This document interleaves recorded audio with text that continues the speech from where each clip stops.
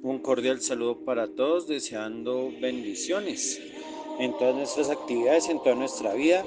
En este momento nos vamos a disponer para hacer nuestra lección divina, bien sea en la soledad de nuestra habitación o de pronto en nuestra comunidad parroquial, nuestra comunidad de formación. Qué bueno que tengamos este espacio de encuentro con la palabra del Señor. Los invito entonces para que alistemos nuestro material de trabajo, bien sea la Sagrada Escritura, nuestro cuaderno espiritual o nuestra aplicación en nuestros dispositivos, de manera tal que sea Dios el que nos pueda manifestar su amor en su palabra. Nos reunimos entonces en el nombre del Padre, y del Hijo, y del Espíritu Santo. Amén. Invocamos al Espíritu Santo de Dios para que esta lectura que vamos a profundizar en este momento nos pueda abrir la mente y el corazón, abrir los ojos y los oídos espirituales para que podamos proclamar después las grandezas del Señor. Oh Espíritu Santo, amor del Padre y del Hijo, inspírame siempre lo que debo pensar, lo que debo decir, cómo debo decirlo, lo que debo callar, cómo debo actuar, lo que debo hacer para gloria de Dios, bien de las almas y mi propia santificación. Espíritu Santo, dame agudeza para entender, capacidad para retener, método y facultad para aprender, sutileza para interpretar, gracia y eficacia para hablar. Dame acierto al empezar, dirección al progresar y perfección al acabar. Amén. Iniciamos nuestra lección divina con el primer paso, que es la lectura. Vamos a buscar en nuestros textos bíblicos el Evangelio según San Marcos capítulo 6, versículos del 30 al 34. Marcos 6, del 30 al 34. Los apóstoles se reunieron con Jesús y le contaron todo lo que habían hecho y lo que habían enseñado. Él entonces les dice: vengan también ustedes aparte a un lugar solitario para descansar un poco, pues los que iban y venían eran muchos, y no les quedaba tiempo ni para comer. Y se fueron en la barca, aparte a un lugar solitario. Pero les vieron marcharse y muchos cayeron en cuenta, y fueron allá corriendo a pie de todas las ciudades y llegaron antes que ellos. Y al desembarcar vio mucha gente, sintió compasión de ellos, pues estaban como ovejas que no tienen pastor, y se puso a enseñarles muchas cosas. Continuamos con nuestro segundo paso, que es la meditación. Para ello, primero hablaremos un poco del contexto del Evangelio y luego meditaremos algunos aspectos que son claves para tener en cuenta en este Evangelio. Recordemos que Marcos nos hace la propuesta de humanidad de Jesús, cómo desde la vida y la obra de Jesús se dignifica la condición humana. En ese sentido, entonces, vamos a mirar cómo el capítulo 6 nos transporta a la misión de Jesús y cómo su presencia se extiende en los apóstoles, en sus discípulos. Esta es la primera vez que el Evangelio de Marcos menciona a los 12 como apóstoles, es decir, como enviados. ¿Qué pasa, digamos, a nivel litúrgico? Nosotros el domingo pasado meditábamos el Evangelio según San Marcos capítulo 6, versículos del 7 al 13. Y allí nos dábamos cuenta cómo Jesús hace un envío de los apóstoles. Sin embargo, hoy, digamos, nos encontramos con un vacío. ¿Cuál es ese vacío? El capítulo 6, versículos 14 al 29, que nos habla de la muerte de Juan Bautista. Este evangelio nosotros, cuando lo leemos todos los días 29 de agosto, en la fiesta del martirio, en la conmemoración del martirio de Juan Bautista. Esta fecha es especial y es importante porque en el Evangelio de Marcos, cuando Jesús hace el envío de la misión, ahí Marcos nos presenta las consecuencias. En Juan Bautista se nos presenta que esa misión no es fácil. Juan está preso y Juan muere por el baile de la hijastra de Herodes. Entonces, aquí se nos presenta como esa paradoja, la alegría de Jesús, la alegría de los apóstoles que van, ejercen su misión, y luego aparece la muerte de Juan Bautista. Entonces es un panorama que confronta, que contrasta. Y esto lo hace Marcos porque en la comunidad naciente, en la primera comunidad cristiana, se estaba dando ese fenómeno, que los que se sentían, digamos, con algún tipo de apostolado, iban con alegría, pero la comunidad se queda triste cuando este apóstol, cuando este misionero, cuando este pastor, cuando este líder de la comunidad era asesinado. Entonces está el contexto de la persecución, está el contexto del encarcelamiento. Entonces, con Juan Bautista, como que la misión de Jesús queda condicionada. Si mataron a Juan, lo más probable es que maten a Jesús. Y nosotros sabemos las consecuencias. Después de todo lo que pasó con Jesús, sabemos las consecuencias que implica pues hacer un apostolado. Entonces, ¿qué pasa? Que hay algo muy lindo y muy interesante. Cuando los apóstoles se van, Herodes se queda con la pregunta de quién es Jesús. ¿Por qué? Porque lo que hacen los apóstoles es lo mismo que hace Jesús. Y en ese sentido es muy bonito y muy confrontante porque no se pregunta por la comunidad de Jesús, es Jesús. ¿Quién es el que está haciendo todas las obras? ¿Quién es el que está sanando? ¿Quién es el que está enseñando? ¿Quién le está cambiando la vida a las personas? Entonces en ese vacío de Marcos 6 del 14 al 29, la respuesta que da la gente que no conoce a Jesús, ¿cuál es? Es que Juan ha resucitado. ¿Es un profeta o es que alguien tiene los poderes de Juan? Entonces aquí nos damos cuenta de cómo la fama de Jesús llega hasta el poder político para preguntarse quién es ese Jesús. Y con este vacío es que comienza el evangelio de este domingo. ¿Quién es Jesús? ¿Cuál es la fama que Jesús tiene? Entonces, aquí es donde viene ya a explicarse el evangelio que la liturgia nos presenta en este domingo 16 del tiempo ordinario en el ciclo C. Vienen los apóstoles. Después de que asesinan a Juan, los 12 apóstoles se reúnen con Jesús. Ellos no saben todavía nada de lo que ha pasado con Juan. ¿Qué es lo más lindo y lo más especial de este evangelio? Que todos los 12 apóstoles le cuentan todo a Jesús. Pregunta, ¿nosotros qué le contamos a Jesús? Entonces, aquí en el texto nos dice que ellos le relatan los hechos y las enseñanzas, todo lo que ellos hicieron, todo lo que ellos hablaron. Tú en tu oración le cuentas a Dios todo lo que tú hablas, las palabras que salen de tu boca, lo que tú haces. Entonces podríamos empezar pues a clasificar, ¿no? Si soy padre, madre de familia, de pronto que estoy en mi casa todos los días, entonces yo le cuento a Jesús todo lo que yo le digo a mi hijo, a mi hija, todo lo que yo le enseño, todo lo que yo hago por él o por ellos, todo lo que yo les cocino, cómo jugamos el día de hoy, qué programas vimos en la televisión, qué música escuchamos. A veces nosotros como que hay un cierto miedo, cierta, digamos, como confusión que se genera en la oración porque nos han enseñado que la oración uno da gracias, suplica o pide perdón. Pero ¿cuántas veces nosotros nos sentamos a Jesús a contarle cómo nos fue nuestra jornada? ¿Qué pasó hoy con mi familia? Digamos en mi condición como hijo, como hija. Yo le cuento a Jesús cómo me fue con mis papás, cómo me fue con mis hermanos, si soy casado, si soy casada, qué hice con mi pareja, qué disfrutamos y todo es todo. O sea, digamos que hasta los detalles más íntimos también se cuentan. Por ejemplo, en el ámbito profesional, vamos a poner un ejemplo. Si yo soy mecánico, le cuento a Jesús cuántos carros arreglé, cómo me fue con los clientes, qué hice con el dinero que recibí. Si soy médico, le cuento a Jesús cómo me fue con mis pacientes, cómo los atendí, qué dificultades pasaron en la jornada.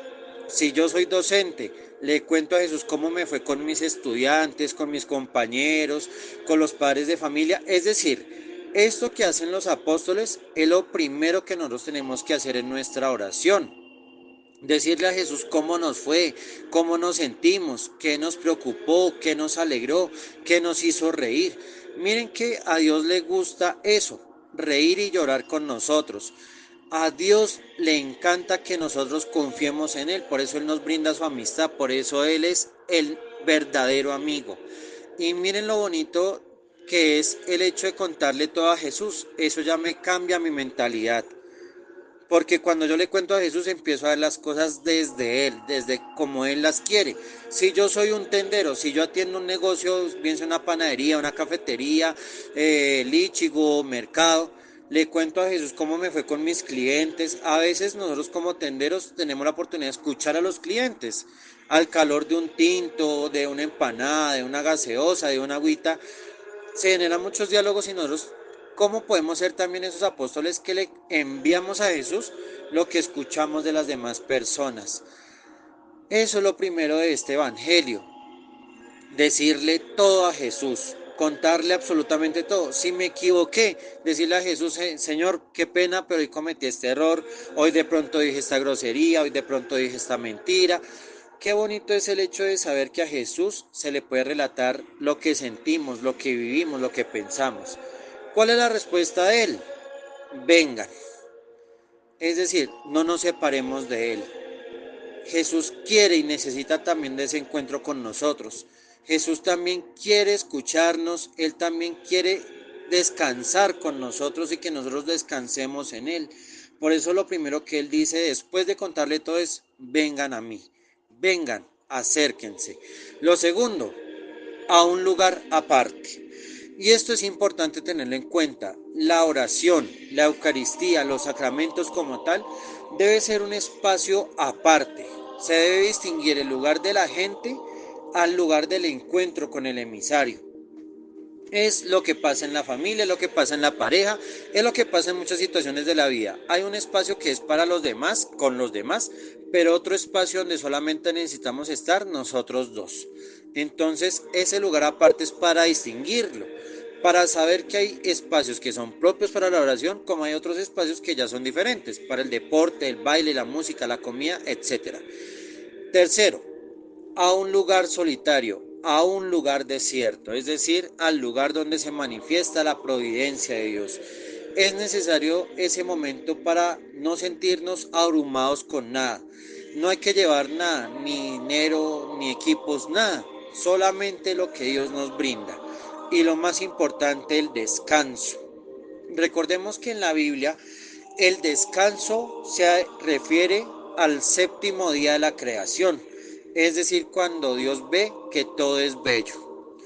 Después de que nosotros hemos hecho tantas cosas y después de que hemos enseñado tantas cosas, lo más bonito es saber cómo a partir de ahí soy también co-creador con Dios. Y por eso viene ese shalom, esa paz que viene de Dios.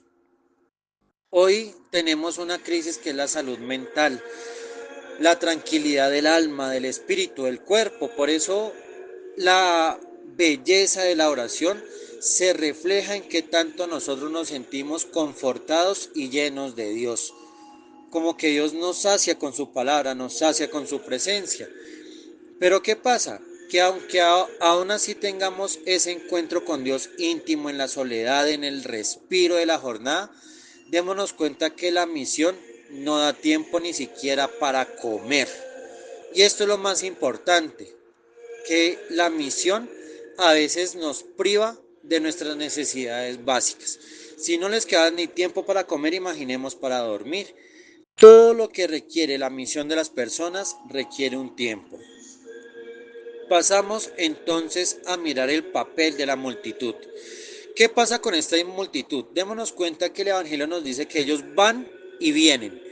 Es decir, es una multitud que tiene incertidumbre, están indecisos. El que va y busca a Jesús se queda, no tiene necesidad de ir y volver, de dirigirse y luego regresarse, no. Y hoy nos encontramos en la iglesia con muchas personas que van y vienen. Entonces, ¿quiénes son esas personas? Pues los que van a misa, los que hacen oración, pero también creen en el horóscopo, pero también leen otras cosas, confían en los astros, que confían en el cosmos, que de pronto confían en ciertas espiritualidades que no hacen parte de la fe. Son personas que ni siquiera conocen a Dios, como que van, asisten a la misa porque se murió el familiar, porque hay un bautizo, porque hay un matrimonio, pero como tal pues no hay un compromiso de vida. Entonces démonos cuenta que en la misión nos vamos a encontrar con personas así, con gente que no tiene claro lo que quiere o no tiene claro lo que persigue. Sin embargo, démonos cuenta que la segunda parte de la multitud los ven y corren al encuentro con ellos. Primero, el hecho de que los vean. Tenemos que mirar el Evangelio del domingo pasado. En ese Evangelio de Marcos 6 del 7 al 13, recordemos que Jesús decía que ellos debían llevar una sola túnica, no dos. Y nosotros decíamos que esa túnica es el símbolo de la identidad, porque ellos ya llevan la presencia de Dios. Nosotros imaginemos la escena de la multitud que está en la playa, que está en la costa viendo la barca, y Los que han tenido la oportunidad de estar en el mar y de ver la gente que está en los barcos, pues es muy difícil distinguir quién es quién. Bien sea por el sol, bien sea por la oscuridad, bien sea por el reflejo del agua. Es muy raro notar quién está en la barca a menos que ya se estén acercando. Démonos cuenta que la multitud los ve y los reconoce. Es decir, ya los apóstoles tienen clara la identidad de Jesús. Pregunta para nosotros que estamos en un ciclo de formación, que ya somos ministros ordenados o que pronto pertenecemos a algún grupo pastoral como catequistas, ministros, proclamadores, en fin. La gente cuando me ve a mí, ve a Cristo. La gente cuando me escucha a mí, escucha a Cristo. Es decir, yo reflejo la identidad de que le pertenezco a Dios. Eso es algo que nos puede confrontar el día de hoy. Démonos cuenta, la multitud reconoció a los apóstoles y reconoció en ellos a Jesús. Cuando me ven a mí, cuando me escuchan a mí, en mi casa, en el medio de transporte, en mi trabajo, en donde yo estoy, la gente reconoce en mí que yo soy diferente a los demás. La gente ve y tiene claro que en mí hay algo diferente que me distingue completamente del mundo. La gente ve en mí un sagrario de vida. Eso es lo más importante de este evangelio, que aparte de hablar con Jesús, yo ya reflejo a Jesús. Y démonos cuenta que el evangelio nos dice que vienen de todas las ciudades. Esto nos remite a la catolicidad de la iglesia, de la comunidad. Nadie se puede quedar por fuera del evangelio, nadie. El evangelio está abierto a todo el mundo. Recordemos que la palabra católico significa universal. No somos una secta, no somos un grupo que aísla, somos una iglesia que tiene las puertas abiertas a todos. Y cuando se dice que todos son sanos, enfermos, creyentes, no creyentes, para todos está abierta la salvación. Y démonos cuenta que el texto nos dice que ellos se van rápido, se van corriendo. Es decir, el encuentro, la misión no da espera. Y démonos cuenta que ellos llegan antes. Nosotros a veces tenemos el imaginario que nos hemos ejercido una misión, un apostolado, que vamos a ir a una casa, que vamos a ir a una ciudad o a algún colegio o a alguna empresa a llevar a Dios. Y no, resulta que Dios ya nos está esperando en esas personas. Dios ya está en esa necesidad, en esa sed, en esa fatiga, esa multitud que espera. Por eso la misión no termina, por eso la misión no da espera. Y lo más importante, recordemos que el Evangelio de Marcos, cuando habla de la barca, está hablando de la iglesia. Es decir, que la iglesia es la primera que debe reflejar la presencia de Cristo. ¿Y qué pasa con Jesús? Si nosotros miramos el rostro de Jesús, los ojos de Jesús, nos vamos a dar cuenta que Jesús se estremece. Jesús, este evangelio, digamos que el verbo que se utiliza en griego es cuando se refiere al dolor de vientre. Es el dolor que las madres sienten antes del parto. Entonces, quienes son mujeres y sobre todo quienes han sido mamás, pues se han dado cuenta que ese dolor de vientre es algo insoportable, es extremadamente doloroso, o sea, no deja hacer nada más porque es un dolor que conmueve, que está adentro. Jesús siente este dolor. Pregunta para nosotros, ¿qué sentimos cuando vemos a las personas que necesitan a Dios? ¿Qué sentimos nosotros cuando vemos a un enfermo, cuando vemos a un preso? ¿Qué sentimos nosotros cuando vemos que alguien está sufriendo? ¿Cómo nos sentimos cuando vemos que alguien se equivoca en su camino de vida? Esa actitud de Jesús es la que debemos tener nosotros, debemos tener un dolor maternal. ¿Y por qué pasa esto? Porque son ovejas que no tienen pastor. Démonos cuenta que en este evangelio Jesús quiere responder a ese reclamo que Dios hace a la humanidad, que Dios hace a su pueblo. Y para entender esto, yo quiero invitarlos para que ustedes lean los textos que aparecen aquí en esta meditación. El texto de Números capítulo 27, versículo 27, donde aparece que Dios ofrece una guía a su pueblo. En el primer libro de los Reyes capítulo 22, versículo 17, Dios reclama al rey: mi pueblo está andando como oveja que no tiene pastor. Recordemos que en esa escena el rey le está reclamando al profeta por qué Dios anuncia desgracias. Y es porque justamente Dios dice, es que la desgracia no viene de mí, viene de ustedes porque es que ustedes no han sabido conducir a mi pueblo. Entonces pensemos esos reclamos también para nosotros. En Jeremías capítulo 23 versículos del 1 al 7, Dios nos va a conceder un rey justo, que está obviamente encarnado en la persona de Jesús. Y lo más interesante que es algo que yo les propongo para entender el evangelio de este domingo. Leamos el profeta Ezequiel en el capítulo 34. ¿Qué aparece allí?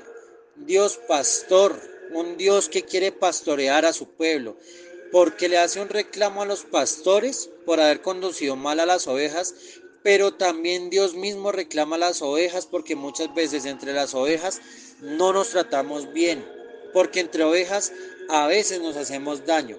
Dios se pregunta cómo es posible que haya ovejas gordas y otras que estén flacas.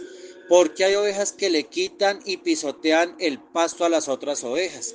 Eso es también un llamado de atención para nosotros, para que seamos buenas ovejas, pero también quienes tenemos un encargo pastoral, bien sea por nuestro trabajo profesional o bien sea por nuestra condición en nuestra iglesia, para que seamos buenos pastores, que no excluyamos a nadie, pero que reproduzcamos entre nosotros aquellos sentimientos que Jesús tuvo, para que nuestra presencia sea descanso y alivio para los demás.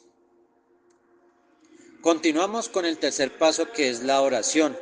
Recordemos que a estas palabras podemos sumar también las que salen de nuestro corazón.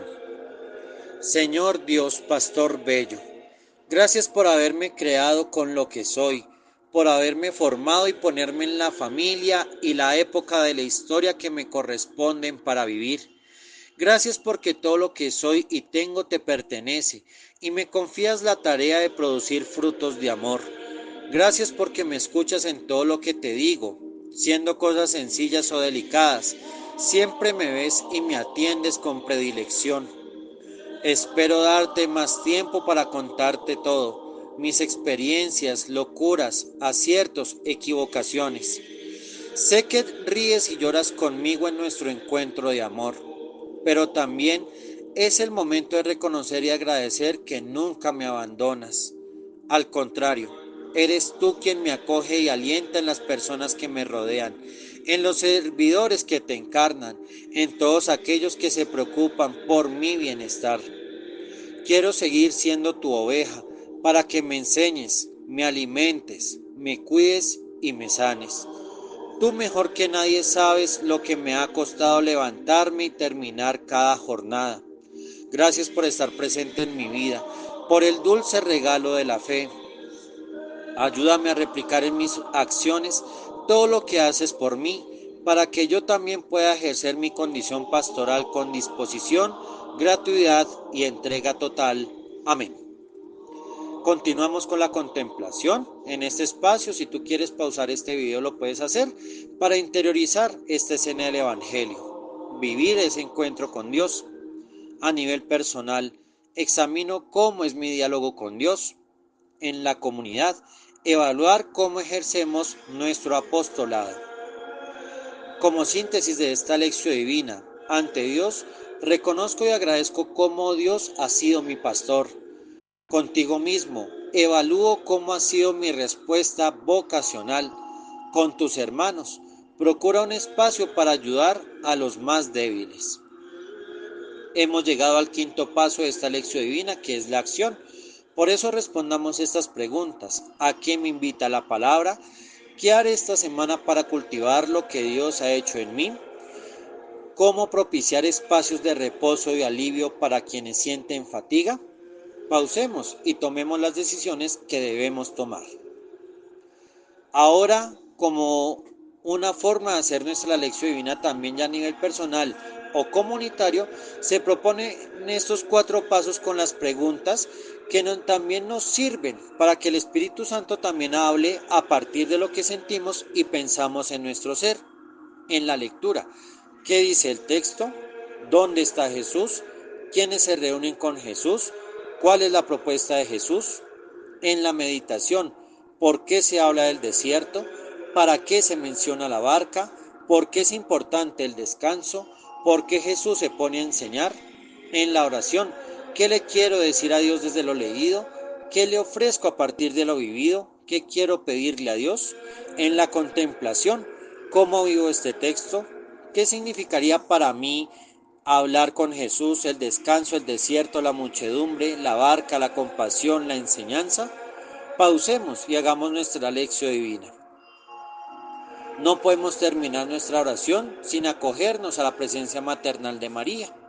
Oremos con estas palabras, pero también oremos con lo que sale de nuestro corazón. Dios te salve, Reina y Madre de misericordia, vida, dulzura y esperanza nuestra. Dios te salve. A ti llamamos los desterrados hijos de Eva. A ti suspiramos, gimiendo y llorando en este valle de lágrimas. Ea pues, Señora abogada nuestra, vuelve a nosotros esos tus ojos misericordiosos, y después de este destierro muéstranos a Jesús, fruto bendito de tu vientre, oh clemente, oh piadosa, oh dulce Virgen María. Amén. Terminamos nuestra lección divina con la recomendación que hacemos desde este canal. En la iglesia celebremos los sacramentos, vivamos la liturgia y alabemos a Dios. En la fe no descuidemos la oración, leamos la palabra de Dios y contemplemos las obras del Señor. En la caridad ayudemos a los demás, seamos empáticos y donemos lo mejor de nuestra vida a nuestra parroquia o a quien lo necesita. Y finalmente en la esperanza, seamos testimonio de vida. Suscríbete y comparte este video. Recuerda que la palabra de Dios se lee, se ora, se celebra y se vive en comunidad. Que el Señor misericordioso nos bendiga, nos acompañe siempre en el nombre del Padre, del Hijo y del Espíritu Santo. Amén.